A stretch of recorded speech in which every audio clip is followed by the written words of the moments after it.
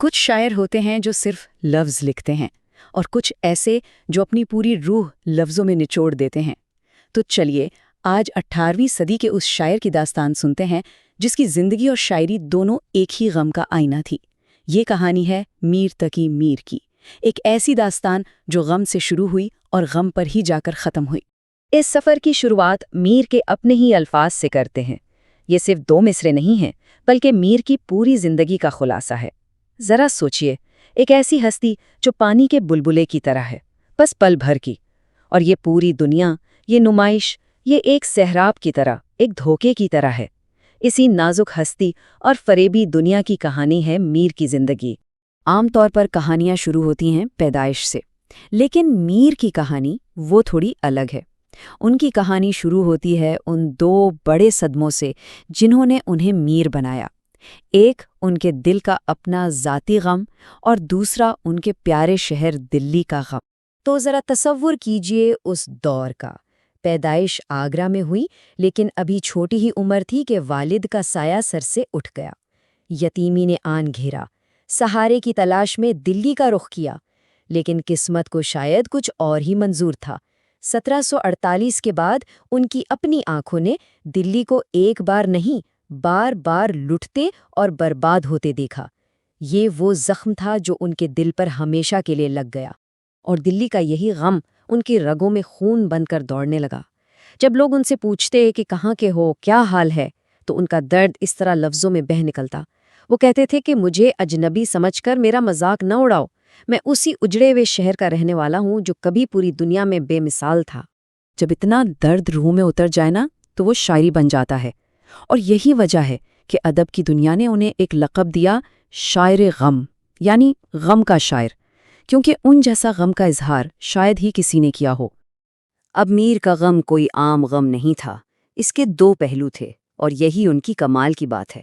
ایک طرف تھا غم عشق، یعنی محبت کا ذاتی درد، بچھڑنے کا غم، محبوب کی بے رخی، اور دوسری طرف تھا غم زمانہ، اپنے دور کا، اپنے شہر کی بربادی کا، ایک پوری تہذیب کے مٹتے جانے کا اجتماعی غم۔ میر نے ان دونوں غموں کو ایسے ملایا کہ ان کا ذاتی دکھ پورے زمانے کا دکھ بن گیا۔ اب غم عشق کی یہ مثال دیکھیے، کیا کہنا، محبوب کا دیدار ہوا بھی تو اس طرح کہ اپنی ہی خبر نہ رہی۔ ایسے بے خود ہوئے کہ وہ تو گئے، پر ہماری میں کو، ہماری پہچان کو بھی اپنے ساتھ لے گئے۔ عشق میں فنا ہو جانے کا اس سے خوبصورت اظہار بھلا اور کیا ہو سکتا ہے؟ اور پھر دیکھیے غم زمانہ کا رنگ۔ یہاں میر نے اپنے ٹوٹے ہوئے دل کو ایک برباد عمارت کہا ہے۔ یہ شعر صرف ان کے دل کا حال نہیں بلکہ ان کی آنکھوں کے سامنے اجڑتی ہوئی دلی کا مرثیہ ہے۔ ان کا دل ایک قلعہ تھا جسے غموں نے مسمار کر دیا تھا، بالکل دلی کی طرح۔ زندگی کا سفر آگے بڑھتا ہے۔ دلی تو اجاڑ ہو چکی تھی، تو میر کو نہ چاہتے ہوئے بھی اپنے اس اجڑے دیار کو چھوڑنا پڑا۔ ان کا اگلا پڑاؤ تھا اس وقت کا خوشحال شہر لکھنؤ۔ لیکن سوال یہ ہے کہ 1782 میں آصف الدولہ کے دربار میں جانے کے بعد کیا لکھنؤ میر کے زخموں پر مرہم رکھ سکا؟ کیا انہیں وہاں سکون ملا؟ افسوس، ایسا ہو نہ سکا۔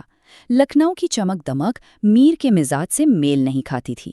وہاں کے درباری انہیں پرانے خیالات کا سمجھتے تھے، اور میر کو بھی وہاں کی نئی قسم کی شاعری راس نہیں آئی۔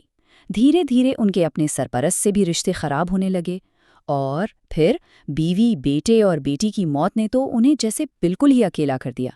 لکھنؤ پناہگاہ نہیں، ایک اور قید خانہ ثابت ہوا۔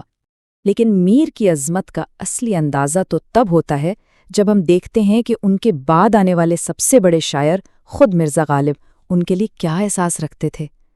غالب نے میر کو صرف مانا نہیں، ان کی پوجا کی ہے۔ یہ دیکھیے غالب کا انداز، وہ خود کو مخاطب کر کے کہتے ہیں کہ اے غالب، تم اکیلے ہی ریختہ یعنی اس دور کی اردو کے استاد نہیں بنے پھرو، سنا ہے پچھلے زمانے میں ایک میر بھی ہوا کرتے تھے۔ یہ غالب کی انکساری ہے اور میر کی بادشاہت کا ثبوت۔ اور یہاں تو غالب نے جیسے فیصلہ ہی سنا دیا۔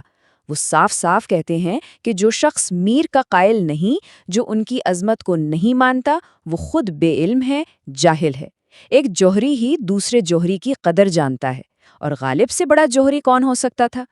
تو اتنا غم، اتنا فن اور غالب جیسوں سے ایسی داد، ان سب نے مل کر میر کو وہ مقام دیا، وہ لقب دیا جو انہی کے لیے محسوس ہو کر رہ گیا۔ اور وہ لقب تھا خدائے سخن، یعنی شاعری کا خدا، لفظوں کا مالک۔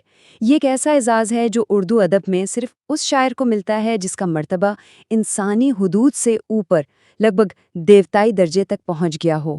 تو دیکھا جائے تو ان کی پوری زندگی صدموں اور تنہائیوں سے گھری رہی، لیکن انہوں نے اپنے غم کو ہی اپنی سب سے بڑی طاقت بنا لیا۔ اسی غم کی گہرائی اور اردو زبان کو جو بنیاد انہوں نے دی، اس نے میر کو ہمیشہ کے لیے لازوال کر دیا۔ تو یہ تھی میر تقی میر کی داستان غم، ایک ایسے شاعر کی کہانی جس نے زمانے کے ستم سہے، شہروں کو اجڑتے دیکھا، اپنوں کو کھویا، لیکن اپنے ہر درد کو لفظوں کا لباس پہنا کر ہمیشہ ہمیشہ کے لیے امر کر دیا۔ وہ شاعر جسے آج پوری دنیا خدائے سخن کے نام سے جانتی ہے۔